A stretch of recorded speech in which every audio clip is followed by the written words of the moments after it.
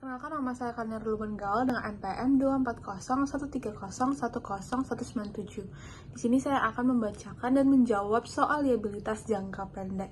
Jadi pada soal liabilitas jangka pendek dari kelompok kami, dituliskan bahwa PT Mandiri Abadi memiliki data berikut untuk periode bulan Desember 2025. Yang pertama, gaji karyawan sebesar 60 juta belum dibayar sampai tanggal 31 Desember 2025. Yang kedua, PPN keluaran sebesar 40 juta yang belum disetorkan ke negara sampai akhir Desember. Dan yang ketiga, perusahaan menetapkan bonus akhir tahun sebesar 5% dari laba sebelum bonus. Laba sebelum menghitung bonus adalah 500 juta. Yang ditanyakan yang pertama, hitunglah total liabilitas jangka pendek yang harus diakui per 31 Desember 2025. Dan yang kedua, kita disuruh untuk membuat jurnal penyesuaian yang diperlukan pada tanggal 31 Desember 2025. Jadi langsung aja kita jawab. Jadi yang pertama, total liabilitas jangka pendek per 31 Desember 2025. Jadi liabilitas jangka pendek yang harus diakui terdiri dari yang pertama, gaji yang masih harus dibayar sebesar 60 juta. Yang kedua, PPN keluaran yang belum disetorkan sebesar 40 juta. Dan yang ketiga, bonus akhir tahun yang dimana bonus itu sama dengan 5% dikalikan dengan laba sebelum bonus. Yang dimana laba sebelum bonus adalah 500 juta, sehingga 5% dikalikan 500 juta adalah 25 juta. Jadi total liabilitas jangka pendek adalah 60 juta ditambah 40 juta ditambah 25 juta, maka total liabilitas jangka pendek adalah 125 juta. Yang kedua, kita ke jurnal penyesuaian per 31 Desember 2025. Yang pertama, gaji yang masih harus dibayar, yang dimana beban gaji pada utang gaji sebesar 60 juta. Yang kedua, PPN keluaran yang belum disetorkan, yaitu PPN keluaran pada utang PPN sebesar 40 juta. Dan yang terakhir adalah bonus akhir tahun, yang dimana beban bonus pada utang bonus sebesar 25 juta. Untuk selanjutnya yaitu mengenai contoh soal provisi, yaitu ada PT Teknologi Cerdas adalah produsen perangkat pintar untuk rumah. Pada tanggal 31 Desember 2024, PT Teknologi Cerdas melaporkan penjualan sebanyak 15.000 unit produk smart lamp selama tahun tersebut. Setiap unit smart lamp yang dijual dengan garansi 1 tahun untuk cacat produksi. Berdasarkan pengalaman masa lalu dan analisis data historis, diperkirakan 4% dari unit smart lamp yang dijual akan membutuhkan perbaikan garansi. Biaya perbaikan rata-rata untuk setiap klaim garansi diperkirakan sebesar 120.000 per unit.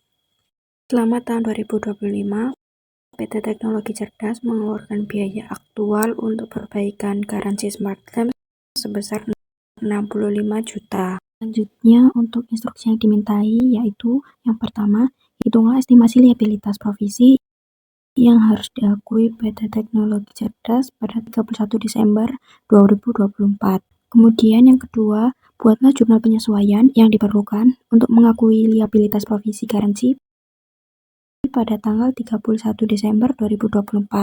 Kemudian yang ketiga, buatlah jurnal untuk mencatat pengeluaran biaya perbaikan garansi yang terjadi pada tahun 2025.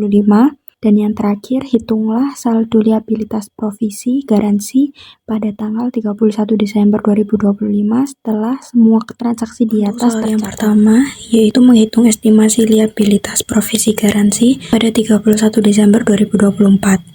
Dari soal dapat diketahui bahwa jumlah unit yang diproduksi pada tahun 2024 itu sebanyak 15.000 unit dan estimasi persentase klaim garansi sebesar 4%. Jadi, kita dapat mencari estimasi unit yang akan diklaim, yaitu dengan mengalihkan total unit yang diproduksi dengan persentase klaim garansi, yaitu 15.000 unit dikalikan 4%, ketemu hasil 600 unit yang akan diperkirakan diklaim garansi oleh pembeli. Nah, untuk perbaikan rata-rata per produk atau per item itu sebesar 120.000. Jadi total estimasi liabilitas provisi garansi pada 31 Desember 2024 yaitu sebesar 120.000 dikali 600 unit akan dihasilkan biaya estimasi sebesar 72 juta. Lalu instruksi yang kedua yaitu membuat jurnal penyesuaian pada tanggal 31 Desember 2024. Jadi setelah menghitung estimasi liabilitas tadi, besaran biaya itu akan di jurnal, yaitu pada pada tanggal 31 Desember 2024 dengan jurnal akun beban garansi pada liabilitas provisi garansi sebesar 72 juta. Selanjutnya, untuk instruksi yang ketiga, yaitu mencatat jurnal untuk pengeluaran biaya perbaikan pada tahun 2025. Jadi setelah tadi estimasi biaya untuk garansi pada akhir tahun 2024, ternyata perusahaan pada tahun 2025 mengeluarkan biaya aktual untuk perbaikan garansi sebesar 65 juta yang akan dijurnal pada akun liabilitas provisi garansi pada sisi debit dan akun kas atau persediaan suku cadang pada sisi kredit sebesar 65 juta sesuai dengan biaya aktual yang dikeluarkan oleh perusahaan. Dan instruksi yang terakhir atau yang keempat yaitu menghitung saldo liabilitas provisi garansi pada 31 Desember 2025. Nah, karena nilai estimasi yang dihitung oleh perusahaan pada tahun 2024 tadi itu sebesar 72 juta. Dan ternyata biaya aktual yang dikeluarkan oleh perusahaan untuk membiayai perbaikan garansi pada tahun 2025 itu sebesar 65 juta. Jadi ada selisih antara biaya estimasi dengan biaya aktual. Nah, selisih ini harus diakui kelebihan provisi sebagai pendapatan atau pengurangan beban pada awal tahun 2026.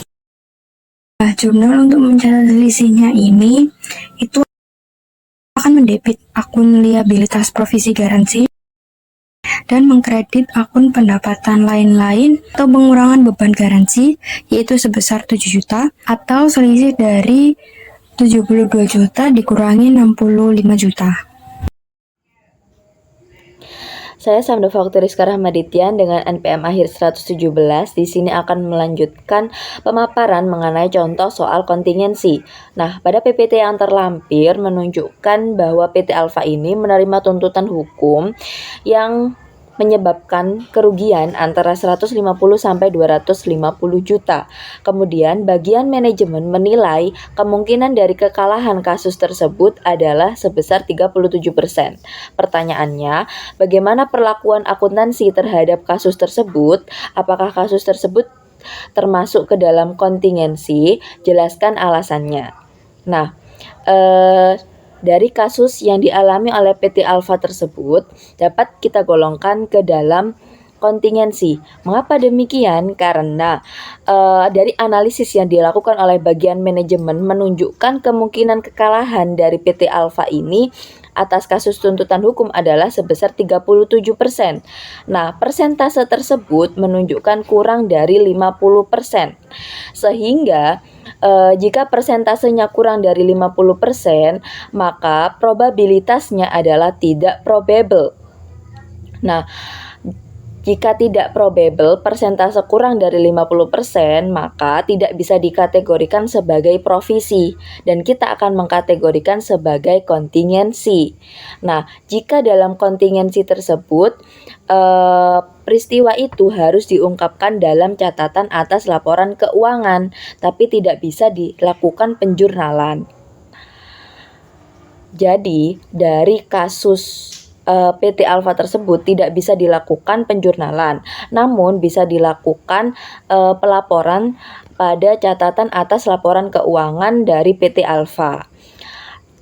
Jika terjadi kasus serupa dengan persentase kurang dari 5%, maka kewajiban kontingensi tersebut tidak bisa diakui di neraca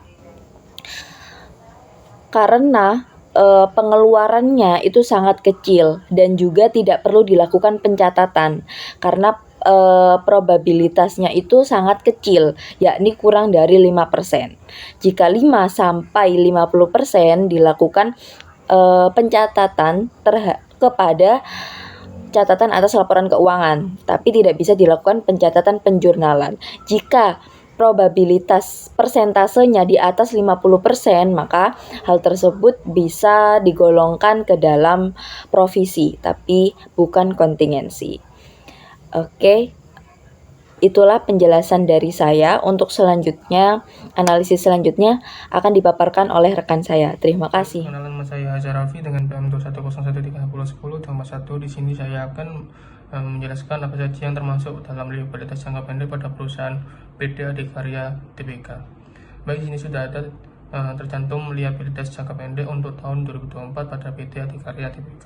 Yaitu yang pertama ada utang bank dan lembaga keuangan lainnya sebesar 2.902 M sekian, kemudian ada utang usaha sebesar 3 triliun 2 miliar sekian, kemudian pihak ketiga 4 triliun sekian, kemudian ada utang bruto subkontraktor yang terdiri dari pihak relasi dan pihak ketiga sebesar berurutan 163 miliar sekian dan 3 triliun sekian. Kemudian utang pajak sebesar 620 triliun sekian, uang muka pemberi kerja 820 miliar sekian, dan pendapatan diterima di muka 979 sekian. Kemudian ada beban akrual sebesar 1 triliun 938 miliar sekian. Kemudian untuk utang retensi terdiri dari pihak berrelasi dan pihak ketiga berurutan sebesar 3 miliar sekian, kemudian 549 miliar sekian. Kemudian ada utang bank dan lembaga keuangan lainnya yang terdiri dari jangka panjang yang jatuh tempo dalam setahun, yaitu 187 miliar sekian, dan kemudian ada utang obligasi sebesar 1 triliun 387 miliar. Kemudian liabilitas jangka pendek lainnya sebesar 161 miliar sekian. Kemudian 15 imbalan masa kerja dikurangi jangka pendek sebesar 27 miliar 383 sekian. Kemudian untuk total liabilitas jangka pendek pada PT Adikarya ini yaitu sebesar 20 triliun 49 miliar sekian.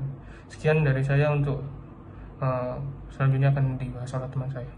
Selanjutnya saya akan menjelaskan mengenai provisi dalam laporan keuangan perusahaan PT Adikarya Persero Terbuka per 31 Desember 2024. Sebelum itu, apa sih provisi itu? Provisi adalah kewajiban yang jumlah dan waktunya belum pasti, tetapi perusahaan memperkirakan bahwa akan ada arus keluar sumber daya ekonomi di masa depan untuk menyelesaikan kewajiban tersebut. Menurut standar akuntansi, provisi dapat diakui jika memenuhi beberapa kriteria utama. Pertama, perusahaan memiliki kewajiban kini akibat peristiwa masa lalu, baik bersifat hukum maupun konstruktif. Yang kedua, ada kemungkinan besar minimal 50% bahwa akan ada terjadi arus keluar sumber daya ekonomi untuk menyelesaikan kewajiban tersebut. Yang ketiga, yaitu perusahaan dapat membuat estimasi yang andal mengenai jumlah kewajiban tersebut. Berikut sudah saya tampilkan di slide. Adapun contoh provisi yang umum yaitu 1. Provisi untuk biaya garansi produk, di mana perusahaan memperkirakan biaya perbaikan atau pergantian barang yang rusak selama masa garansi. 2.